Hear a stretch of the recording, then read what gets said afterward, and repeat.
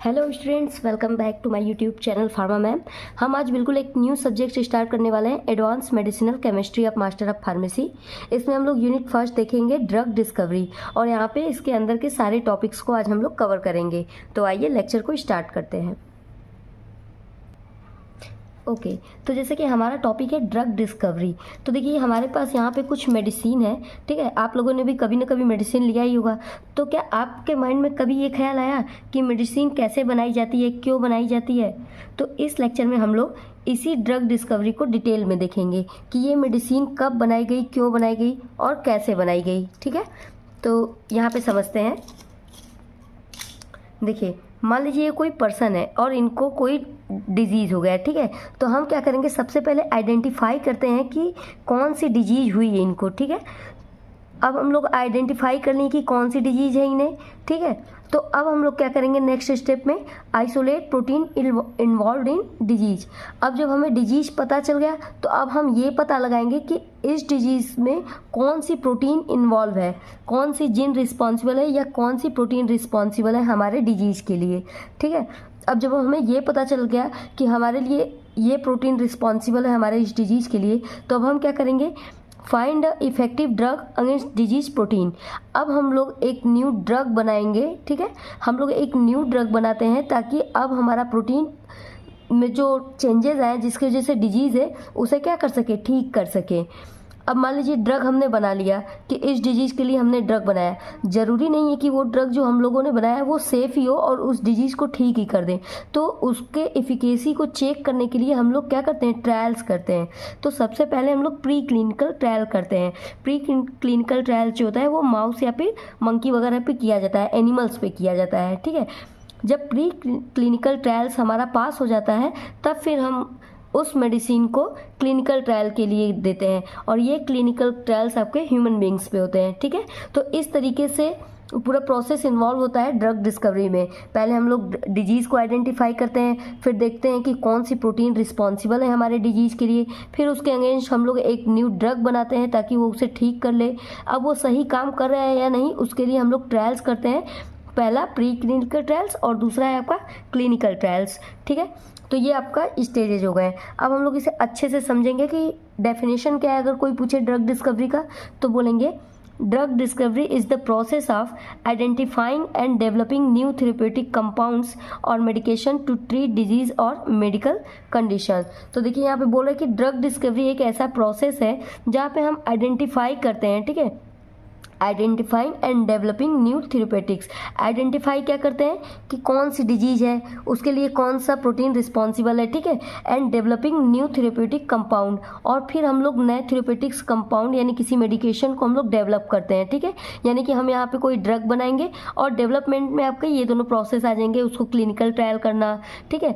तो ये सारी चीज़ें आ जाएंगी और इस तरीके से हम एक मेडिसिन बनाते हैं ताकि वो हमारे डिजीज़ को क्या कर सके, ठीक कर सके, क्योर कर सके, ट्रीट कर सके, ठीक है। तो ये एकदम सिंपल सा डेफिनेशन था। अब ड्रग डिस्कवरी के भी बहुत स्टेजेज होते हैं, ठीक है। यहाँ पे तो हम लोगों ने बिल्कुल शॉर्ट में इसे समझने के लिए मैंने बनाया था। इसमें आप देखोगे तो थ्योरेटिकली बहुत ढेर सारे स्टेजेज होते हैं। तो हम यहाँ पे 1 बाय 1 सारे स्टेज को अब देखेंगे। तो ये रहे स्टेजेज ऑफ ड्रग डिस्कवरी, जिसमें पहला है आपका टारगेट आइडेंटिफिकेशन। तो सबसे पहले हम क्या करते हैं, टारगेट को आइडेंटिफाई करते हैं, ठीक है। टारगेट क्या है, मतलब कि कौन सी जीन या प्रोटीन हमारे डिजीज में इन्वॉल्व है, हम उस जीन या प्रोटीन को यहाँ पे आइडेंटिफाई करते हैं, ठीक है। नेक्स्ट है हमारा टारगेट वैलिडेशन। टारगेट वैलिडेशन में क्या होता है कि जैसे कि अगर हम लोगों ने जीन का पता लगा लिया या प्रोटीन का पता लगा लिया कि ये वाले प्रोटीन हमारे रिस्पॉन्सिबल है डिजीज़ के लिए, लेकिन हो सकता है कि हम लोग जो प्रोटीन लिए उसमें 3-4 ऑप्शन में प्रोटीन आ जाए, ठीक है, कि ये वाली प्रोटीन हो सकती है या दूसरी प्रोटीन हो सकती है। तो टारगेट वैलिडेशन क्या करता है कि बिल्कुल स्पेसिफिक प्रोटीन जो रिस्पॉन्सिबल होगा डिजीज़ के लिए उसे चूज करेगा, ठीक है। यानी ये बिल्कुल स्पेसिफिक टारगेट को आपको बताएगा, ठीक है, बिल्कुल स्पेसिफिक, जो कि एक्चुअल में रिस्पॉन्सिबल होगा डिजीज के लिए। देन हम करते हैं लीड आइडेंटिफिकेशन। लीड आइडेंटिफिकेशन में क्या होता है कि अब हम लोग क्या करेंगे, find compound with desired activity and properties. अब हम ऐसे ड्रग को बनाएंगे या खोजेंगे जो कि हमारे डिजीज को ट्रीट करने में हेल्प करें, ठीक है। नेक्स्ट है लीड ऑप्टिमाइजेशन। इसमें क्या होता है, improving a lead compound make it better. Lead optimisation में क्या होता है कि मान लीजिए हमने कोई कंपाउंड बना लिया, ठीक है, कि ये हमारे दवा को हमारे डिजीज़ को अच्छा कर दे रहा है, क्योर कर दे रहा है, लेकिन हम लीड ऑप्टिमाइजेशन में क्या करते हैं कि उस दवा में थोड़े बहुत स्ट्रक्चरल चेंज करके, ठीक है, उसकी इफिकेसी को और भी बढ़ा देते हैं, यानी कि हम उस मेडिसिन को और भी इम्प्रूव कर देते हैं। इसी को बोलते हैं lead optimisation. Improving a lead compound make it better, उसे और अच्छा बनाने के लिए हम लोग लीड कंपाउंड को इम्प्रूव करते हैं, ठीक है। नेक्स्ट उसके बाद आपका आता है 5th stage, pre clinical trial. Pre clinical trial जैसा कि मैंने बताया कि ये आपके एनिमल्स पे कंडक्ट किए जाते हैं। यहाँ पे माउस या फिर मंकी वगैरह एनिमल्स जो होते हैं उन पे यूज किया जाता है, ठीक है। उस पर हम जब पास हो जाएगा हमारा वो मेडिसिन, तब फिर वो हमारा जाता है नेक्स्ट क्लिनिकल ट्रायल के लिए। और क्लिनिकल ट्रायल्स जो होता है हमारा वो ह्यूमन पार्टिसिपेंट पे किया जाता है, ठीक है। ये हमारे किसी भी ड्रग के रिसर्च स्टडी में बहुत हेल्प करता है क्लिनिकल ट्रायल्स, ठीक। तो होप कि आप स्टेजेज ऑफ ड्रग डिस्कवरी समझ गए होंगे। यहाँ पे 6 स्टेज है। पहला है ड्रग आइडेंटिफिकेशन, सेकेंड है आपका target identification, target validation, lead identification, lead optimisation, pre clinical trial and clinical trial, ठीक है। तो अब हम इसे 1 बाय 1 डिटेल में देखते हैं। तो फर्स्ट फेज है हमारा टारगेट आइडेंटिफिकेशन। तो जैसा कि मैंने बताया ये क्या करता है, this is the process of finding a specific biological molecule that involve in disease. ये एक स्पेसिफिक बायोलॉजिकल मॉलिक्यूल्स जो कि जीन हो सकता है, चाहे कोई प्रोटीन हो सकता है, रिस्पॉन्सिबल हमारे डिजीज के लिए, उसको फाइंड आउट करता है, ठीक है। इंपॉर्टेंस क्या है, क्यों हम टारगेट आइडेंटिफिकेशन कर रहे हैं, तो कह रहा है identifying the target help understand how the disease work. अगर हम टारगेट को कैच कर लिए, ठीक है, कि कौन से जीन या प्रोटीन रिस्पॉन्सिबल है, तो हम उसके एक्शन से पता लगा सकते हैं कि उस डिजीज की मैकेनिज्म क्या है, कैसे वो डिजीज वर्क कर रहा है, ठीक है। Targeting the right molecules can lead to more effective. अगर देखिए कह रहा है कि अगर हमने सही टारगेट आइडेंटिफाई कर लिया कि कौन सी जीन या प्रोटीन वगैरह रिस्पॉन्सिबल है हमारे डिजीज के लिए, तो अगर हम राइट मॉलिक्यूल्स को टारगेट कर लिए तो उससे हम जो अगला अपना अब मेडिसिन बनाएंगे, लीड कंपाउंड बनाएंगे, हम अच्छा बना सकते हैं ताकि वो ज़्यादा से ज़्यादा इफेक्टिव हो, ठीक है। हाउ इट इज़ डन, अब हम टारगेट आइडेंटिफिकेशन करते कैसे हैं, तो कह रहा है कि बाय जेनेटिक स्टडी। तो हमें जैसे कि हमें जीन का पता लगाना कि कौन सी जीन रिस्पॉन्सिबल है हमारे डिजीज़ के लिए, तो हम क्या करेंगे, जेनेटिक स्टडी करेंगे, तभी तो जीन्स या प्रोटीन क्या इन्वॉल्व है हमें पता चलेगा। बायोलॉजिकल एक्सपेरिमेंट करेंगे, ठीक है, एंड लिटरेचर रिव्यू। और कभी कभी हम लोग लिटरेचर रिव्यू पढ़ते हैं ताकि उससे रिलेटेड जो भी चीज़ें हमें और ज़्यादा नॉलेज दे सके और हम अपना काम अच्छे से कर सकें, ठीक है। तो यानी टारगेट आइडेंटिफिकेशन का अगर हम लोग गोल की बात करें तो ये क्या करता है, confirm the target's role in the disease, यानी कि ये टारगेट का रोल क्या है डिजीज में उसको कंफर्म करता है। तो ये हो गया आपका टारगेट आइडेंटिफिकेशन। सेकेंड है हमारा टारगेट वैलिडेशन। टारगेट वैलिडेशन क्या होता है, तो जैसा कि मैंने बताया कि ये बिल्कुल स्पेसिफिक जीन को बता देगा कि यही पर्टिकुलर जीन ही रिस्पॉन्सिबल है आपके डिजीज के लिए, ठीक है। तो टारगेट वैलिडेशन बोल रहा है this is the process of confirming that a specific biological molecule play a crucial role in a disease, ठीक है। यानी यहाँ पे वैलिडेशन मतलब ये होता है कि आप यहाँ पे वैलिडेट कर दे रहे हैं, बिल्कुल कंफर्म कर दे रहे हैं कि हाँ यही पर्टिकुलर जीन ही रिस्पॉन्सिबल है इस डिजीज के लिए, ठीक है। इसकी इंपॉर्टेंस क्या होती है, इससे क्या होगा, कह रहा है validating the target increases the chances of developing an effective treatment. वही चीज़ है कि जब हम पर्टिकुलर एक अब 4-5 जीन पे बार बार स्टडी करने से अच्छा कि हम किसी एक को यदि कंफर्म कर ले रहे हैं तो फिर हमारा जो ट्रीटमेंट है वो बहुत इफेक्टिव हो सकता है, ठीक है। इसका गोल क्या है, verify that the particular target is involve in the disease. तो जैसा कि मैं बार बार बता रही हूँ कि गोल इसका क्या है, यानी कि टारगेट वैलिडेशन क्या करता है, एक पर्टिकुलर टारगेट आपको बताता है कि that particular gene is responsible for that diseases, ठीक है। तो इसका ये गोल हो गया। थर्ड स्टेज है हमारा लीड आइडेंटिफिकेशन। तो जैसा कि अब जब हमें पता चल गया कि हमें जो डिजीज है वो किस प्रोटीन के कारण हो रहा है, ठीक है, तो अब हम क्या करेंगे, जब हमें पूरा रीजन पता चल गया कि यहाँ पे हमें डिजीज हो रहा है, तो अब हम लोग उसके लिए क्या बनाएंगे, एक मेडिसिन बनाएंगे। तो इसी को बोलते हैं लीड आइडेंटिफिकेशन। कह रहा है this is the process of finding a molecule that show potential therapeutic effect against a specific disease. अब हम लोग यहाँ पे क्या करेंगे, एक ऐसे मॉलिक्यूल को बनाएंगे जो कि एक पोटेंशियल थेरेपेटिक इफेक्ट देगा उस पर्टिकुलर डिजीज के लिए, ठीक है, ताकि हम उस डिजीज को ठीक कर सकें। तो इस तरीके का यहाँ पे हम लोग कोई ड्रग का आइडेंटिफिकेशन करेंगे।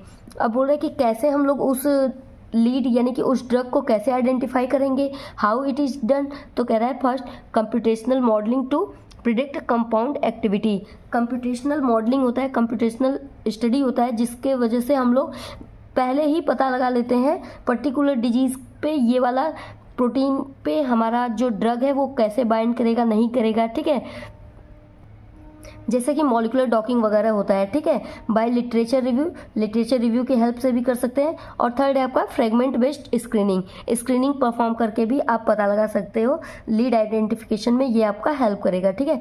इसका गोल क्या है, तो कह रहा है कि enabling the development of a potential new medicine and guiding further research effort. तो कह रहा है कि इससे हमें एक पोटेंशियल न्यू मेडिसिन मिलेगा जो कि उस डिजीज़ के अगेंस्ट हमारा ठीक करने में हेल्प करेगा, ठीक है। नेक्स्ट हमारा है लीड ऑप्टिमाइजेशन। तो देखिए लीड ऑप्टिमाइजेशन क्या होता है, तो मैंने अभी बताया कि जैसे जब हम लोगों ने ड्रग कोई बना लिया, ठीक है, तो अब हम उसे और इम्प्रूव करना चाह रहे हैं, ठीक है, उस ड्रग को हम और इम्प्रूव करने के लिए लीड ऑप्टिमाइजेशन कराते हैं। This is the process of improving a lead compound. जो लीड कंपाउंड हमने अभी बनाया, रिसर्च किया, उसको इम्प्रूव करने के लिए हम लोग लीड ऑप्टिमाइजेशन करते हैं, ठीक है। हाउ इट इज़ डन, कह रहा है कैसे इसको हम बनाएंगे, तो कह रहा है by chemical modification, structure changing, ठीक है। तो अगर मान लीजिए हमारे ड्रग का कोई स्ट्रक्चर है तो हम उसके स्ट्रक्चर को चेंज करके उसमें कुछ मॉडिफाई करके हम उस ड्रग को और भी अच्छा बना सकते हैं ताकि उसकी जो एफिकेसी हो वो और भी अच्छा हो, ठीक है।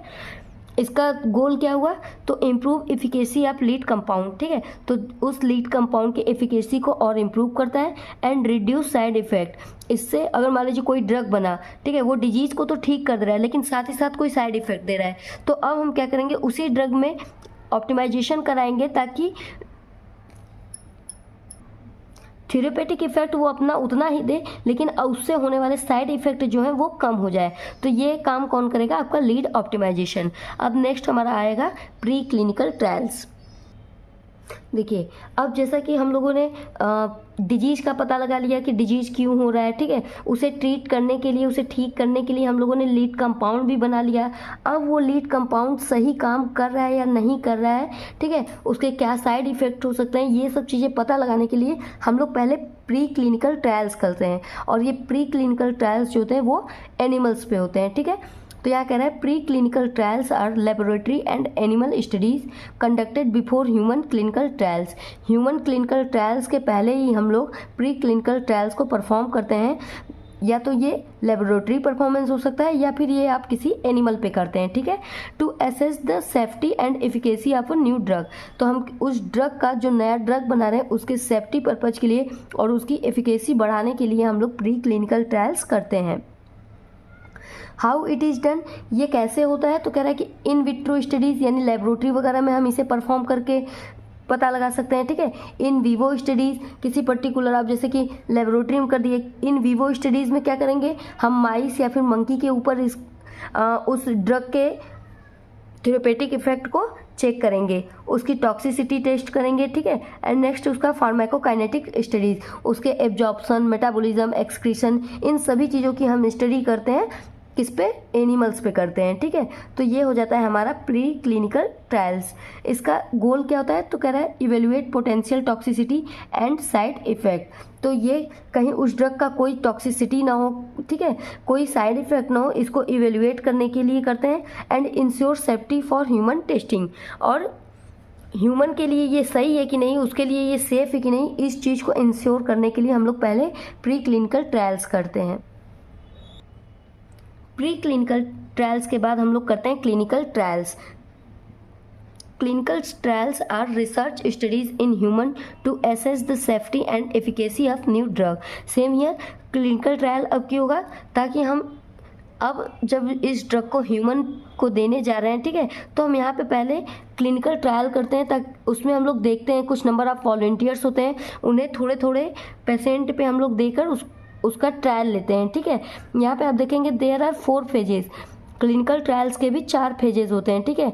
जब मान लीजिए हमारा दवा बन गया, अब प्री क्लिनिकल ट्रायल से भी वो पास हो गया, एनिमल्स पे भी वो सही तरीके से वर्क कर रहा है, तो लेकिन वो डायरेक्ट हमारे पेशेंट्स को नहीं दिए जाते हैं, उसे क्लिनिकल ट्रायल किया जाता है। उसमें कुछ पहले ही पेशेंट होते हैं एज ए वॉलंटियर, ठीक है। जैसे कि आप यहाँ पे देख रहे हैं, फेज फर्स्ट होता है जिसमें आपके नंबर ऑफ वॉलंटियर कितने हैं, 20 to 100, यानी 20 to 100% पर उस आप ड्रग को ट्राई करोगे, ठीक है। कितने महीने के लिए, तो 6 से 12 मंथ के लिए आप उसको ऑब्जर्वेशन में रखोगे 20 से 100 वॉलंटियर के ऊपर, ठीक है। और हम लोग यहाँ पे उसके सेफ्टी वगैरह की चेकिंग करते हैं, ठीक है। अगर यहाँ से पास हो गया तब ये आएगा आपके फेज सेकेंड में। फेज सेकेंड में हम उसी सेम ड्रग को अब नंबर ऑफ वॉलंटियर्स बढ़ा के 100 से 500 कर देंगे और इसको हम लोग ऑब्जर्व करेंगे फॉर द 1 to 2 ईयर। 1-2 साल तक हम लोग फिर से इसको ऑब्जर्वेशन में रखेंगे और उसकी एफिकेसी सेफ्टी को हम लोग टेस्टिंग करते हैं यहाँ पे, ठीक है। अगर हमारा सेकेंड फेज भी अगर पास हो गया तो अब हम लोग आते हैं थर्ड फेज में। और थर्ड फेज में क्या होता है कि सेम ड्रग को हम लोग देते हैं 1000 to 5000 पेशेंट को, ठीक है। और ये ट्रायल कब तक चलता है, 2 से 4 साल तक चलता है, ठीक है। तो यहाँ पे आप देखोगे कि 2 से 4 साल जब 1000 से 5000 लोगों के बीच में होता है तो यहाँ पे आपका रिजल्ट जो होता है कंफर्म हो जाता है, ठीक है। अगेन हमारा फोर्थ फेज आता है। इसमें आपका होता है सेफ्टी सर्विलांस, जो कि चलता रहता है और ड्रग डेवलपमेंट में लगा रहता है, ठीक है। तो आप देख रहे होंगे कि पूरा ड्रग डिस्कवरी का जो प्रोसेस है लगभग कहीं ना कहीं आपका 8 से 10 साल ले लेता है, ठीक है। पहले आपका इतना स्टडी करो, रिसर्च करो, ठीक है। प्री क्लिनिकल ट्रायल्स में इतना टाइम लगता है। तो एक ड्रग बनने में, जैसा कि आप इसी को देख लीजिए, केवल एक ये मेडिसिन बनने में कम से कम 10 से 12 साल आपको लग गया होगा, ठीक है। तो और हम लोग इसको कितने ईजिली से अभी ले रहे हैं, ठीक है। ऐसे ही कोरोना के टाइम में भी सेम हुआ था, न्यू बिल्कुल था डिजीज, उसके लिए भी हम लोगों ने न्यू वैक्सीन बनाया। तो उसमें भी यहाँ पे तो खैर बहुत ही जल्दी हम लोगों ने डेवलप कर लिया था, ठीक है, क्योंकि ये नॉर्मल फीवर वगैरह से हमारा था, ठीक। नेक्स्ट यहाँ पे क्लिनिकल ट्रायल्स का हम लोग गोल यदि देखें तो कह रहा है to evaluate the safety and efficacy of a new treatment to support regulatory approval. अब यहाँ पे जब हमारा ड्रग अच्छे से बन गया, पूरी एफिकेसी के साथ बन गया, तो अब हम इसको क्या करेंगे, रेगुलेटरी अप्रूवल करते हैं इसका, ठीक है। इसे मार्केट में लॉन्च करते हैं, ये मार्केट में आता है, ठीक है। तो ये था आज का हमारा लेक्चर ड्रग डिस्कवरी पे, ठीक है। अब आप इनका स्क्रीनशॉट ले लीजिए student. Page number first,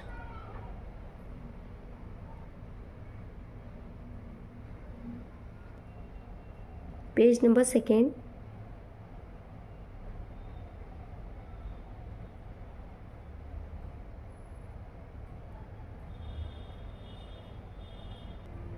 page number third,